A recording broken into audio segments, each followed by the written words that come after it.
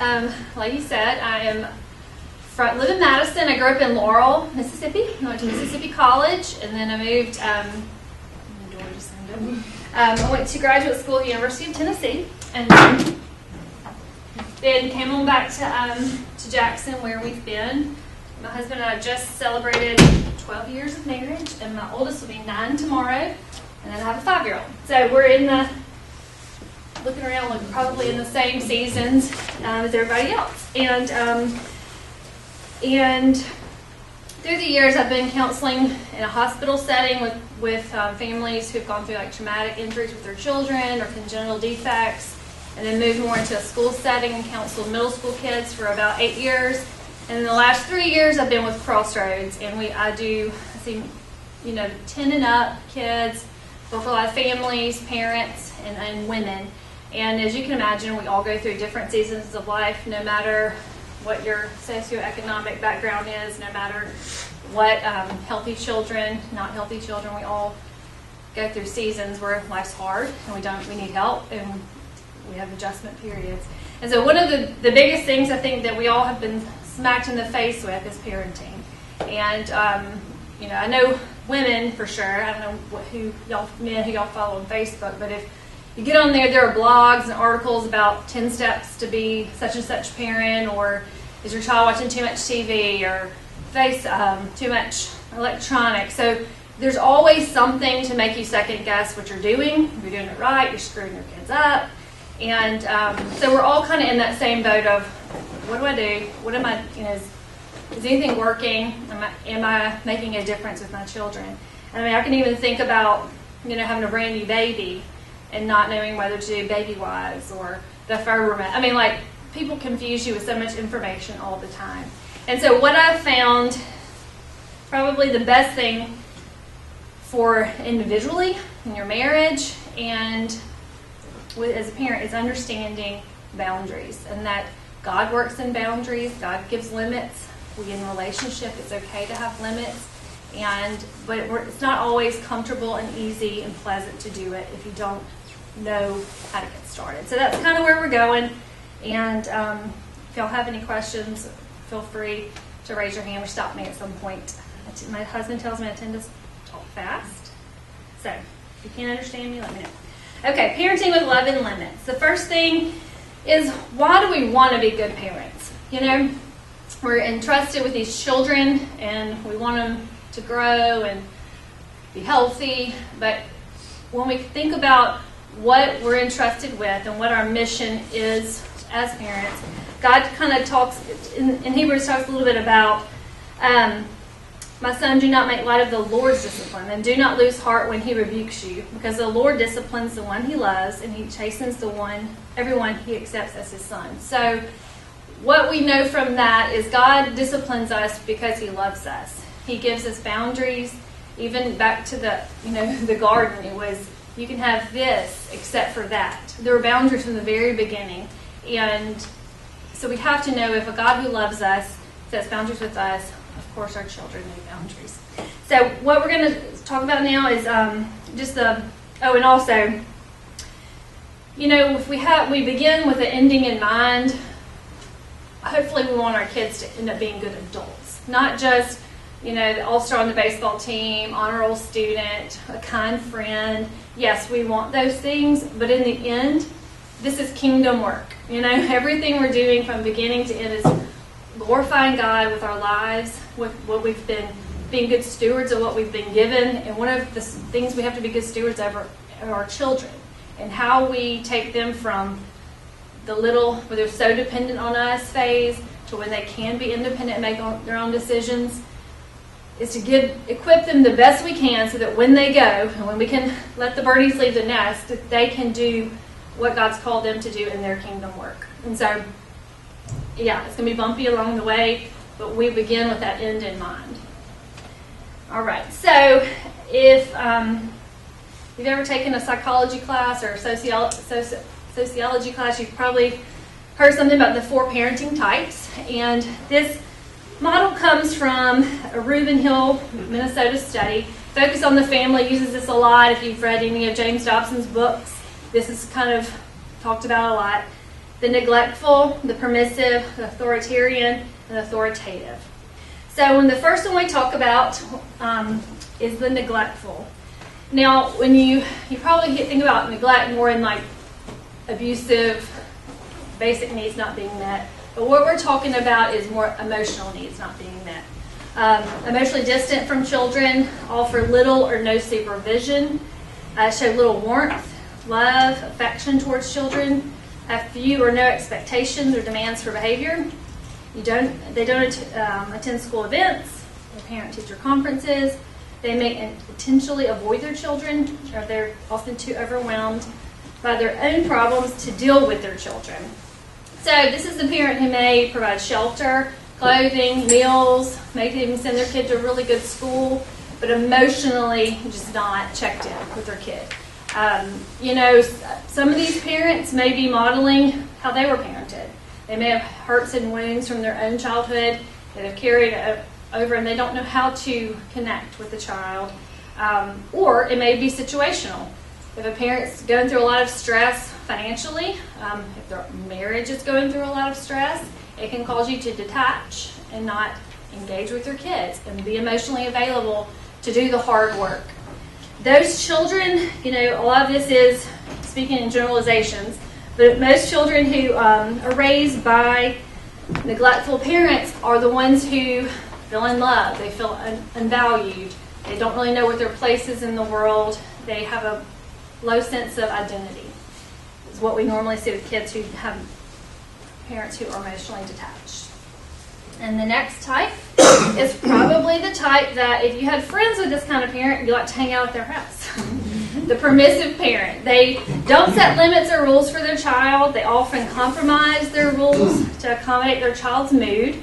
They often avoid conflict with their child, have a willingness to be their child's best friend rather than their parent, and often bribe their child to do things with large rewards. If you've ever done any of those things, raise your hand. Yes.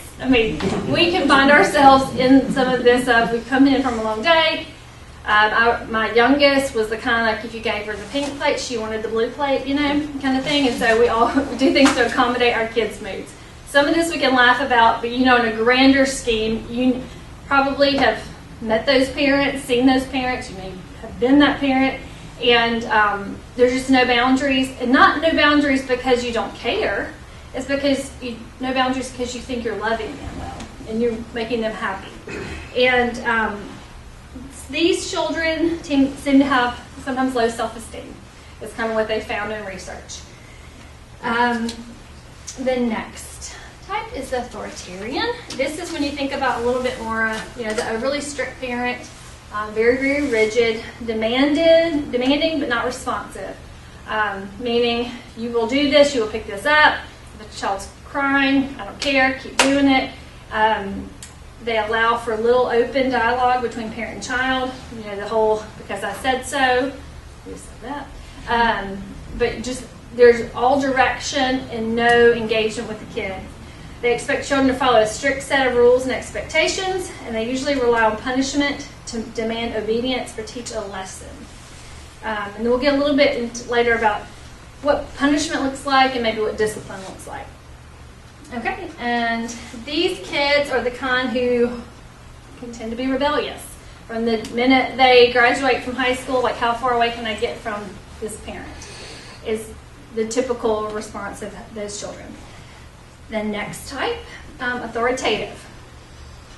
Their child's day has structure to it, planned bedtime, understood household rules. They have consequences for disrupting the structure or breaking the household rules. Their child understands expectations for their behavior, and these expectations are reasonable, I'm not sure a word. And they have healthy and open line of communication with their child. Their child can speak to their parent about anything without fear of negative consequences or harsh judgment. It's just understood rules, respect. The whole idea of respecting a kid means that you respect that they're a person with thoughts and wishes and emotions. There's, of course, limits to that. But just an open relationship, and the important thing is that there are expectations, and those expectations are reasonable and communicated. These kids, of course, are the ones who grow up with good self-esteem, good coping skills, and a good positive parent-child relationship that carries into the adult years. So when you look at those 4 types, we all kind of know which one we want to be. We want to be authoritative. We want to think that we are the ones who are patient with our kids, that engage with them, we're present, we set the limits, we're consistent. That's where we want to be. But the truth is, we all kind of have tendencies towards the other one. Some days we might be on it, and some days we might not be so much. And a lot of what we do in parenting is either learned from our own childhood experiences. A lot of it is reactive based on how our day's going, what the schedule is for the week, how we've done in our own personal time of life, taking care of ourselves. Our parenting usually is an overflow of that. And so when we think about what kind of parenting we want to be, I'm not here to tell you, this is not a talk on how much screen time your kids should have, how active your kids should be in extracurricular activities. Those are not the goal of this, because each of you know your child, you know their personalities, you know what you can take on. If there's a 2-parent working household, or a mom that stays home, or a dad that stays home, every family looks different of what their capacity is. And that is the reason why the comparison game and the Facebook game of reading articles is just not healthy, because what one family can do, you may not be able to do or don't want to do, and that's fine. Doesn't mean you're a bad parent. So the whole structure of what we're going to move into is just understanding how to set some expectations for your personal child, your individual family. Know how to set consequences when those expectations or boundaries are crossed, and how to do that intentionally and not reactively. So when we think, does anyone know who Chip Ingram is? He's a child psychologist, and he has some great studies called Effective Parenting in a Defective World, House or Home. So he has some good stuff. And one thing he talks about, the 2 things that children need are significance and, I didn't show you my next little. Okay, in the study, and this is about what we talked about, when we move to authoritative, we're talking about high levels of love and high levels of discipline. Those 2 things make the strongest connection for authoritative parents. The lower you are on love and the lower you are on discipline is the more negative end. So it's just high ends of love, high ends of discipline.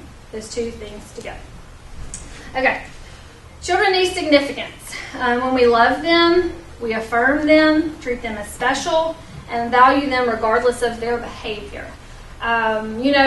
We all children of the 80s, we give these new things of everybody gets a trophy and all of that. We make fun of that and the whole thing and whatever. But the whole thing about kids being valued and treated as special, meaning that they know that they are loved.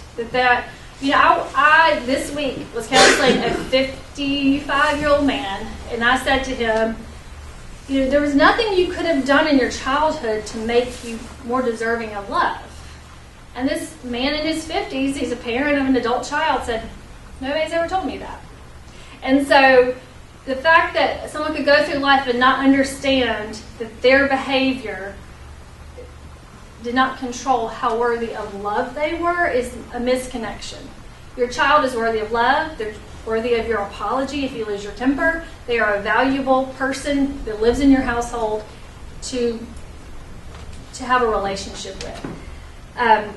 The other thing is security. When we set clear boundaries and we are consistent in enforcing them. So that's how the significance is how we love them. The security is how we give them boundaries. Okay. So the first thing that we talk about is what are your expectations for your child? And this can be also, what are your boundaries for your child? And I didn't ask this beforehand, but does anybody have, are y'all mostly elementary? Anybody have teenagers? So we're talking mostly elementary age children. So this is probably a good age to start thinking these things before you get into the cars and the cell phones and all that other stuff. So first, thinking about what are your expectations for your child. Now, my children had spent a weekend with my parents, and my dad's a gadget guy, so he always has things to give my kids because he's gotten something new. And so one weekend they came home with my dad's old iPads. He did ask, but thought, okay, sure. And so probably a year and a half ago, my kids were, maybe 5 and 8 or 4 and 7. And we let them have it, and for a while they did fine with it, and then all of a sudden we realized they were bickering back and forth. They both have their own iPads sitting side by side, and so now fighting with each other.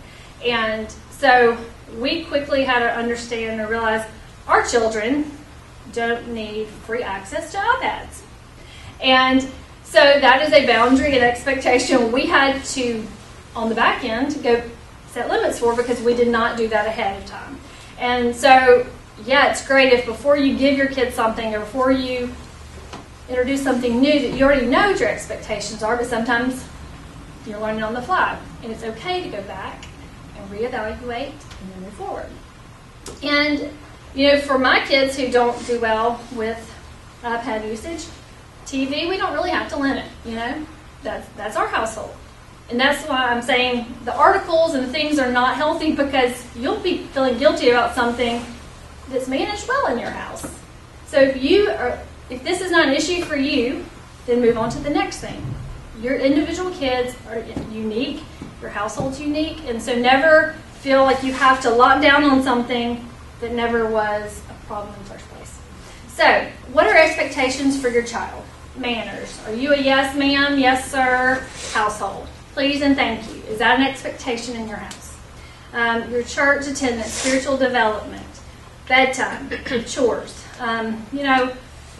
Working with teenagers, sometimes if they're involved in sports or have a job after school or whatever they're doing, cheer, gymnastics, their parents may or may not have chore expectations for them, because schoolwork comes first and their extra activities, and they get home at night and they don't, so chores may not be an expectation in your house. They may be.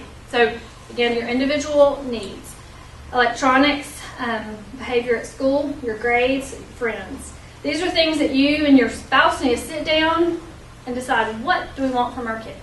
What do we expect? What do we think is a reasonable amount of time for them to spend with friends? What is a reasonable amount of time for them to be on a device? Our grades, do we want all A's? Are we okay with B's? Like, these are things that are better to understand before you're in the heat of the moment of it. To know this is kind of how we want to run this ship. The next thing that you want to look at is, if this boundary, this expectation is not met, what is an enforceable consequence? What is the consequence, and is it enforceable? The enforceable part is, to me, the key in any of this. Because if you set a boundary, and that boundary has a consequence if it's crossed, that consequence has to be enforceable. And what I mean by that is, if you say you've lost your iPad for 6 months, well, you forgot that in a month y'all are going on a road trip 5 hours away, and guess what you're going to do? You're going to give them that iPad back. So your word just became meaningless. So we've all done that. We've all messed up. And we've all in the heat of the moment said, I'm going to throw away all your toys, or I'm going to, whatever, we say crazy stuff. But that is why, when you come down to the big things, the respectful behavior, cleaning up your room, that we have a set consequence in mind, enforceable, that is age appropriate. 4 and 5-year-olds, their consequence doesn't really need to be more than a couple of days. It may not need to be more than a couple of hours. Things don't really stick and become, no longer effective the longer out the punishment is. Now, for a middle schooler, yeah, they know it, they can feel it, they're learning from it. And back to the expectations, those also need to be age appropriate. And the important part of your expectations when you get to the next part, which is the contract. And this, like again, most of you have younger kids, so this will not be as formal as it would be if I told you had a 16 or 17-year-old. But these clearly laid out expectations and the consequence if it is not met, and it's discussed with your child. My girls are 3 years apart. Y'all know really under 12, 3 years apart is a big difference in developmental, what capabilities they have. And so what your one kid may need is going to be different from what your other child might be responsible for, and that's okay. But when you say, go clean your room, and your 6-year-old goes to clean their room, and they come out so proud, and you walk in, and the floor's clean, but everything's piled on the bed, they think they've cleaned your room, and you lose your mind again. And it's because they don't understand what you mean by clean room. Does clean room mean all the dirty clothes are in a hamper, all the toys are put away? They need to know that, and that needs to be walked through with them, maybe once or twice, and maybe need to help them and model that for them.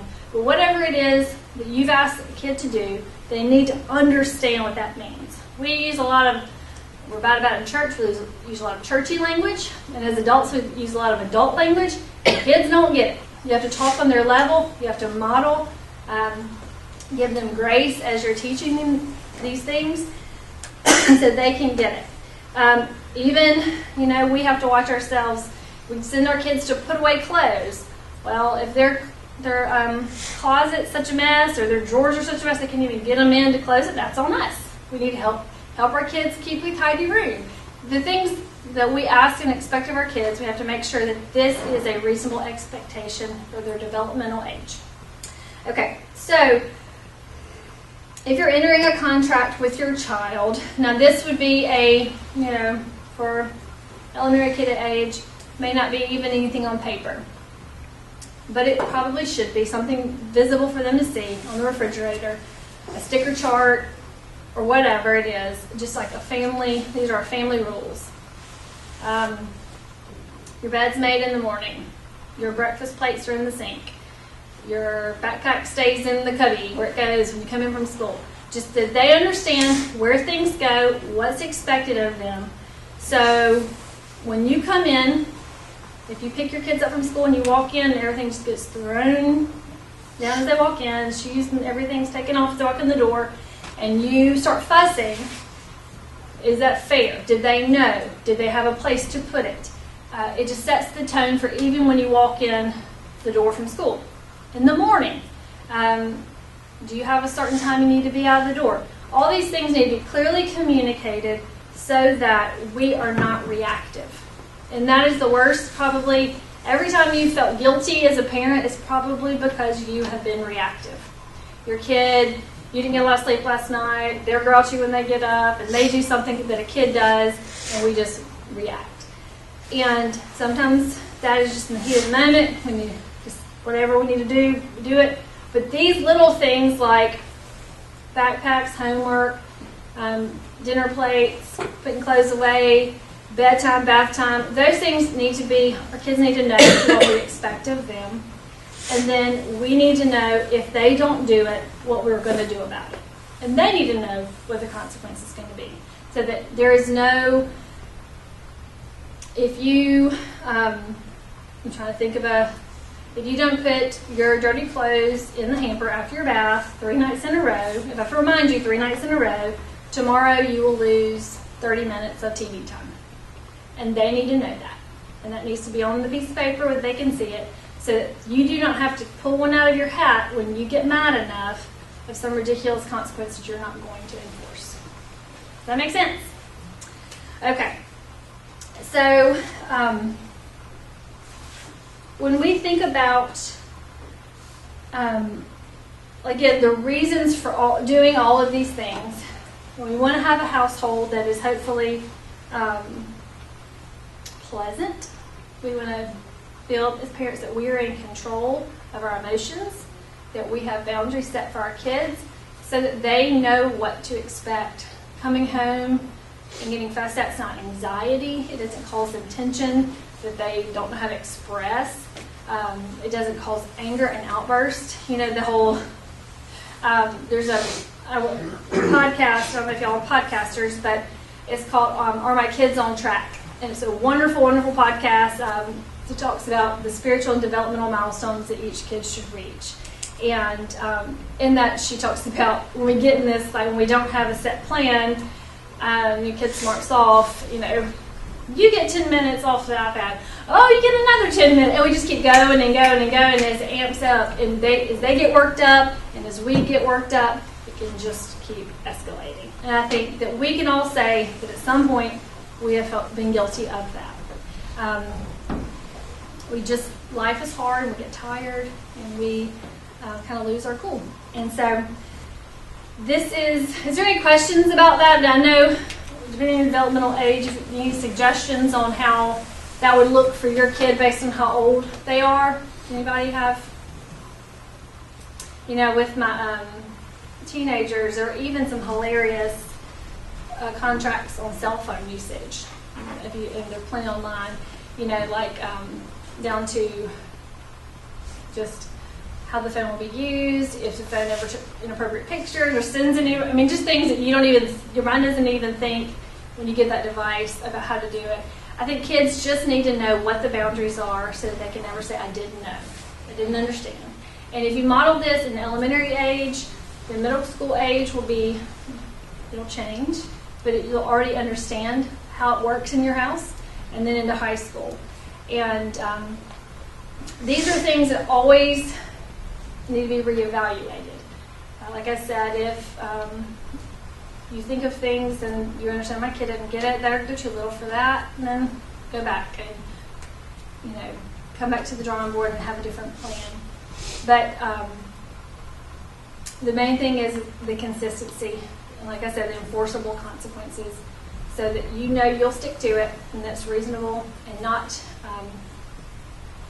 punitive to the point of punishment. And that's the last little part of this is the difference between punishment and discipline. Discipline is a lifelong process, again, to mold and to develop a child into an understanding of emotional regulation, self-control, how to have consequences for their behaviors. The consequences are to teach them, to keep them safe. They're not to make them feel shame and to even have a long, drawn-out process of that. Don't get me wrong. We want, if a kid crosses a major boundary and does something very against what you've set in your household and against God's will, you want them to feel that. You want them to feel the weight of their choices. But there's a difference when your heart is disciplining your kid for a purpose and when you're just mad as all get out and you're just angry and you want them to hurt. And what I mean is just, discipline without love is punishment. And I think that when you go to that neglectful parent to the authoritative parent, that's kind of what you just kind of think about those things of you don't engage with your kid on the emotional level of what they need or their spiritual level of what sin is and how that affects their heart, affects their relationship with God. And you just leave them in their shame just to be shamed by it. And you don't help rescue them out of that shame to understand how to ask for forgiveness, how to become right with you and right with God after they've made a bad choice. So to me, that's the difference between punishing your kid and disciplining your kid. It's more about the heart and not the consequence itself. Okay. All right. Well, I talked pretty fast, I think, and so that's really it. But some books that like I said, the podcast I would recommend that everybody listens to is called Are My Kids on Track? And the episodes are like probably 20 to 30 minutes. They're not very long. And there's one about boundaries. And you'll hear them talk about enforceable consequences on that. And so that I recommend that. And as he said, y'all are going to be talking about boundaries. As individual people, I probably have not had an adult that I counsel that hasn't left with the assignment to read boundaries. we have, I mean, as Christians, maybe as Southerners, we don't do a good job of knowing that it's okay to say no, and when it's okay to say yes, and that you're not a mean, bad person when you say no. We do that relationally as adults. We do that with our spouses, PTO, work. Everywhere we go, we have a hard time knowing where the limit is for us. So, of course, if you don't have that right with yourself individually, you're going to have a heck of a time doing that with your children.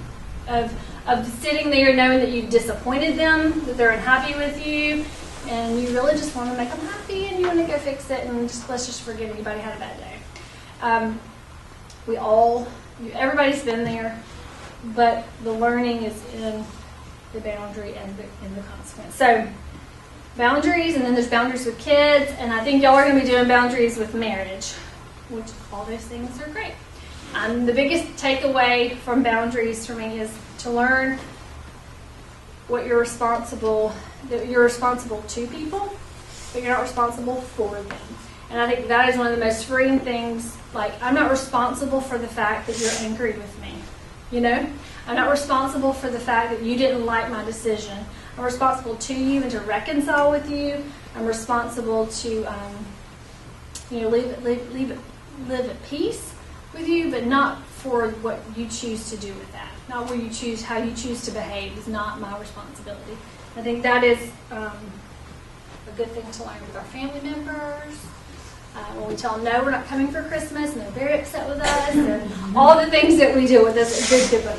And then the art of parenting is a good one as well. So, all right. Anybody have any questions? Anybody? You spank your kids? Do I? We have had times when we do.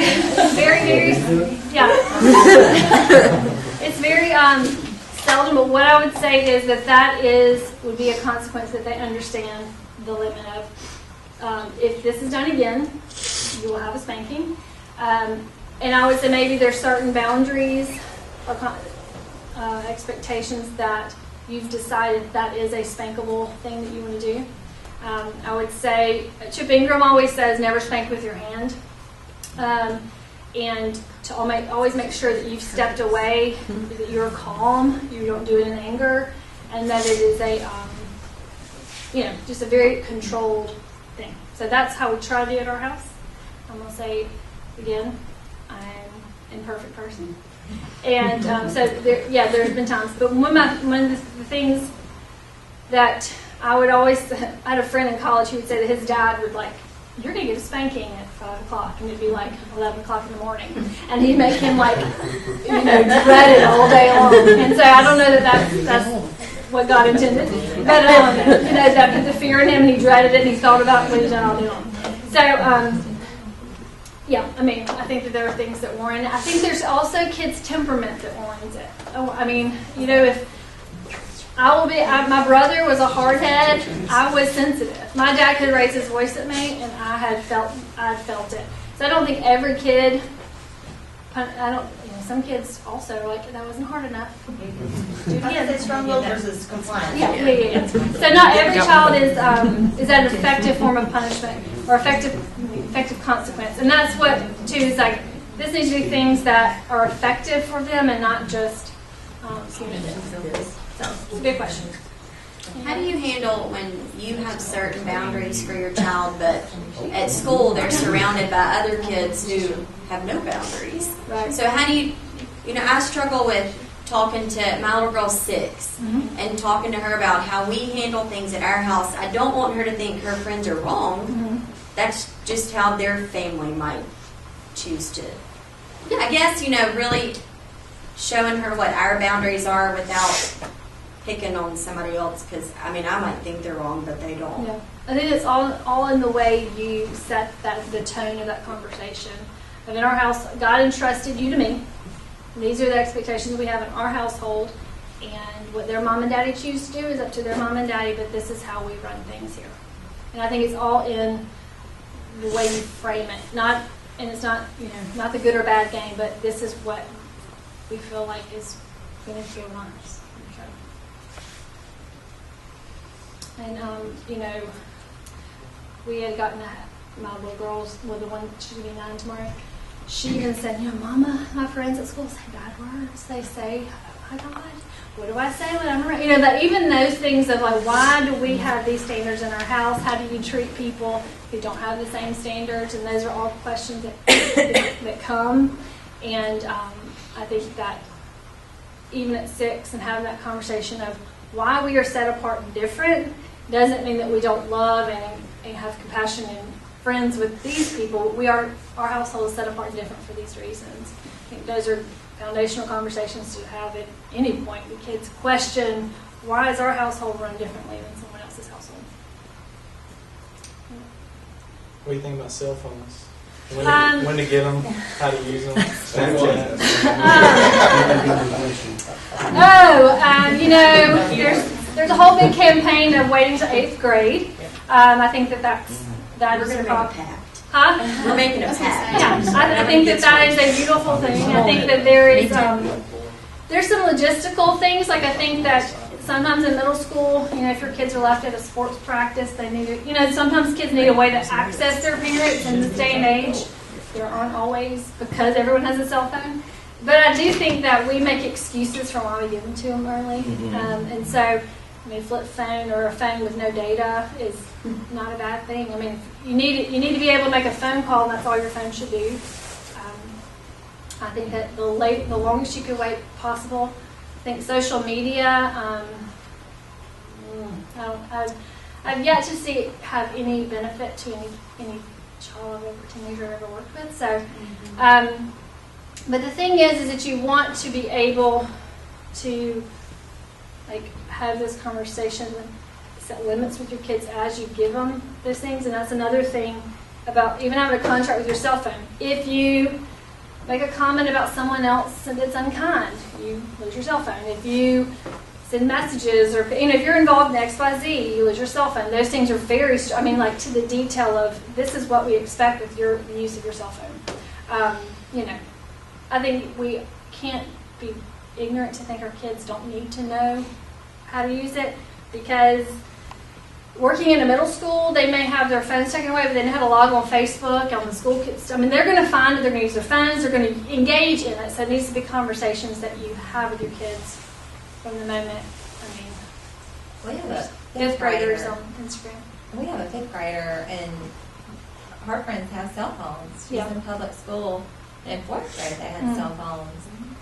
And, you know, they get them out sometimes at the end of school, and we're like, well, you know, we don't know what filters or settings or parents Yeah. have put on it. And for us, we're like, well, we upgraded our cell phone as a package, like where we got a free one, like a number. We got it for Ruthie for like when she's older. But how do you set those limits to, like, if your friend's sitting right next to you and, you know, they're Googling or looking at something? Yeah. And those are things that's just the kind of the things you can't, some things you can't control as a parent. I think that if you tell your child what your boundaries are, like my daughter knows she's not to be on YouTube. And she comes home from her friend's house, she's like, so-and-so was on. I mean, she knows, and she has made it her profession of faith, and I do trust the Holy Spirit works in her heart, that she comes home and she tells her those things. But I think that if they know your expectations, and they know if they're open and honest with you when they come home, that they can tell you that and not feel like they're going to get in trouble. I think those are just boundaries to start having conversations with them about. If anybody ever shows you anything inappropriate, please tell me. You won't be in trouble, but I would just like to know what you've seen, what questions you have about anything. Please let me know. I want to talk to you about it. I think that's our kids need to know that if they see something that makes them afraid, makes them uncomfortable, that we are the people that are going to come to and tell, so we can process that with them. And they're not afraid that they're going to not be able to play with that friend anymore, or that you're going to call that friend's mom. They just need to be, and you may need to do that, but that they're not so afraid of that encounter. And, you know, we had a sleepover Friday night, and my daughter's in 3rd grade, and her friend brought her phone, and she was texting her mom, like, so, yeah, it's going to happen. And you can't control other people's children, but you hopefully can teach your kids what your expectations are to the point where they can trust you with that information. those cell phones are one of those things. You're not going to be able to pick your kid, just isolate your kid from that. Yes. What sort of boundaries did y'all put down for overnight stays, whatever? Well, we, let's see, we don't really do sleepovers as a general rule. We have a neighbor down the street that's good friends of our family, and they do, and other than that, we only stay with family members. But we did have a sleepover for the birthday party. And just for the comfort of other moms, I mean, my husband went on a hunting trip with his friends, and my mother came to stay with us. It was just girls. And just so there's no, just no discomfort for that. Not happening. But yeah, but I mean, because I as a mom would, we always have hesitations, and so I think that there's no harm in telling your kids you don't do sleepovers. I don't think they miss anything extremely life-changing. They start getting to be teenagers yet. In middle school, it's fun, but little kids, they don't really know how to navigate those things and communicate with you. Those areas or know how to get themselves out of awkward situations. There's just not really any value in putting them in that situation, to me, in my opinion. But yeah, I'm sure it's going to be coming more and more. But we spend the night with neighbors and family. A good neighbor in our family. So those are our boundaries. When would you ever send your kids to a counselor? I mean, we're talking about older kids. I think that if your child is, if you notice they're withdrawn, they cry a lot, they seem overwhelmed by anything that they're engaged with schoolwork. If they are frantic about schoolwork, you can see that they can't cope with the normal stressors that all teenagers have to deal with. I would say that they need some help and some coping skills. I think if they're experiencing any abnormal social encounters, if they're not getting along well with their peers, they're struggling to make friends, or they feel like they're being bullied by friends, or things like that. I think, of course, if you ever notice any cutting, any thoughts of suicidal, just even I want to die or I don't want to live anymore, any talk like that.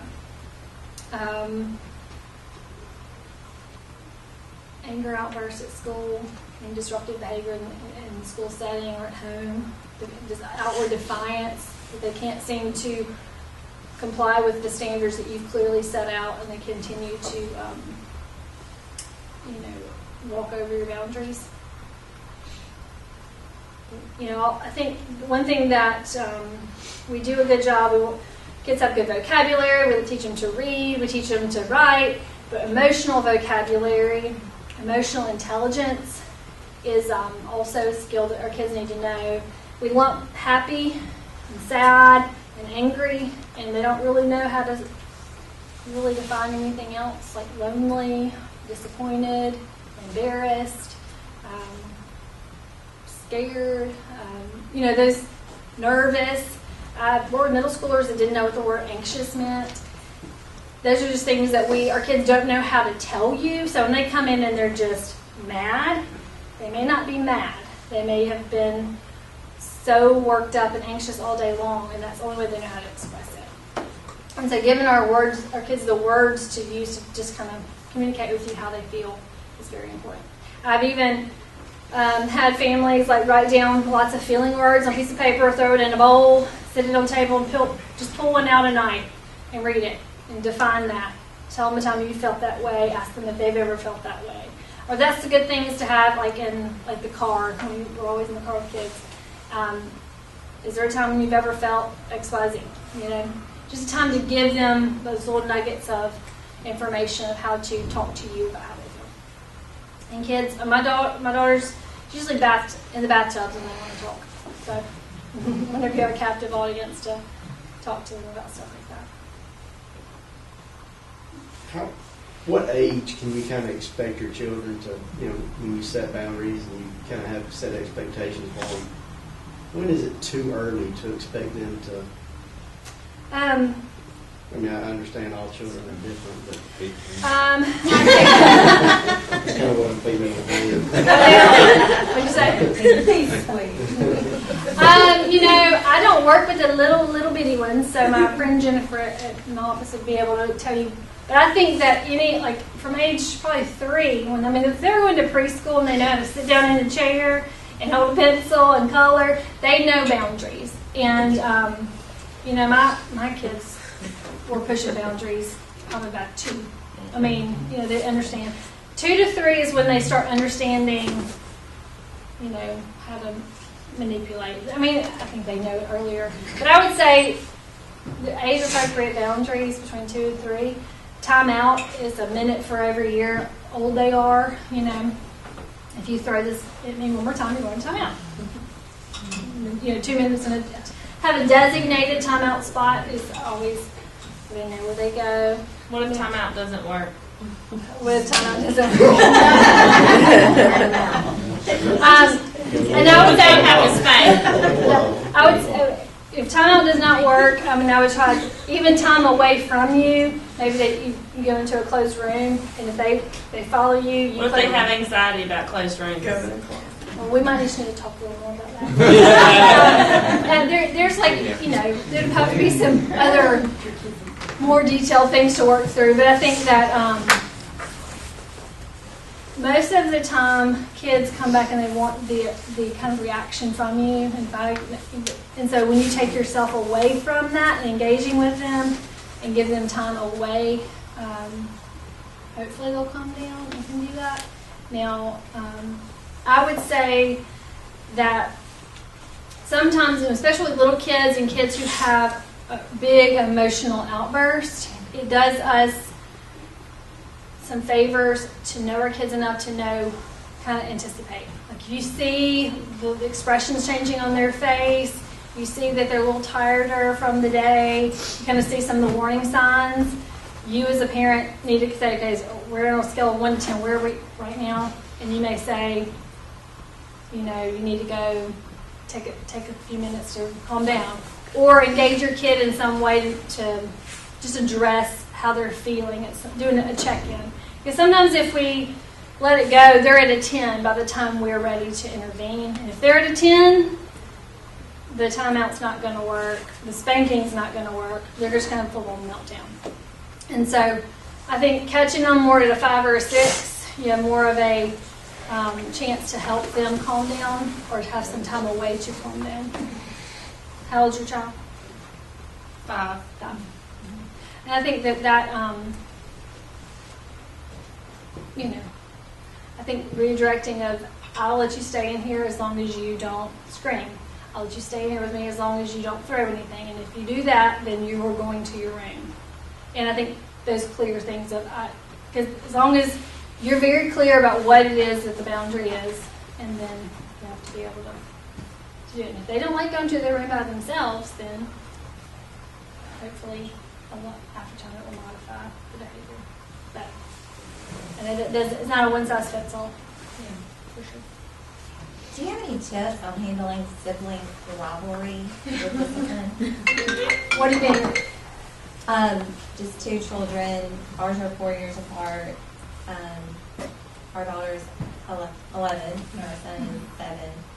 And it just seems they're constantly. And so it's like, when you turn around, who you catch doing it, one might have just whacked one, but you caught the other one whacking them back, and then they're like, well, they hit me. And it's like, how do you diffuse the situation? Because I know what I saw, and then they're saying, it's just sibling rivalry. Right. How children get into it. What are different tips you might have for disciplining? Usually when my kids are at each other and you don't really know what to do, I would first separate them both and wait till everybody's calm. I would not maybe engage in the moment that they're yelling back and forth and trying to defend themselves. Do I now? That'll be 18 again. Well, it's like, when you get onto one, and they're like, that's not fair, because she just hit me like 5 seconds ago, and you didn't see it. And then you're like, it's just the back and forth, So, Yeah. that's the season. It is a season, and they're going to fight. It's exhausting. Yeah. And I would say for the most part, of course, if you do not know, and you know that they are both equally at some point engaging in conflict with each other, they are doing something. I mean, do you ever feel like it's just innocent? Like the other one was innocent and got whacked? It used to be until her little brother got bigger than her. Uh-huh. And so now you feel like it's equally. Yeah.